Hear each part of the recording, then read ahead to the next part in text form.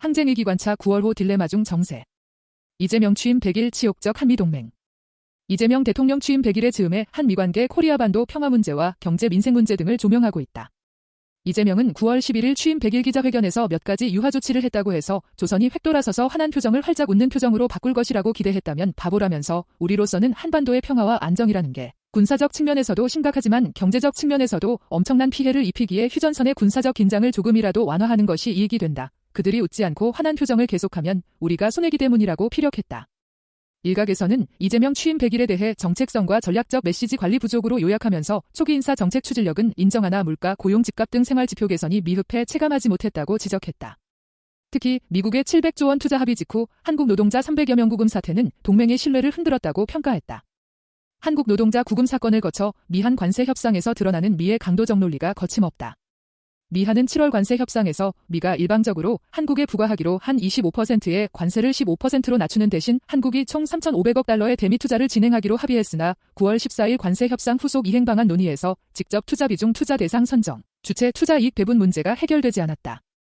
미는 한국의 직접 투자 비중을 최대한 높이고 미가 주도적으로 투자 대상을 선정하며 투자액 회수 후 미가 이익의 90%를 가져가겠다고 강압했다. 한국도 일본을 따르라는 논리다. 앞서 일본은 상호관세와 자동차 관세를 15%로 낮추는 대신 5,500억 달러를 미에 직접 투자하되 투자금 회수 전에는 수익을 50대 50으로 배분하고 이후에는 미가 수익의 90%를 갖는다는 날강도 문서에 사인했다.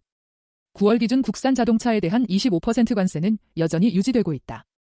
러트닝 미 상무장관은 한국은 합의를 받아들이든 관세를 내든 둘 중 하나다. 흑백은 분명하다고 으름장을 놨다. 정부의 민생 현안 해결의 추진력이 시험대에 올랐다.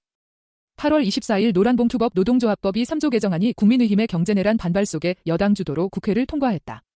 관련 법안 발의 21년 만이다.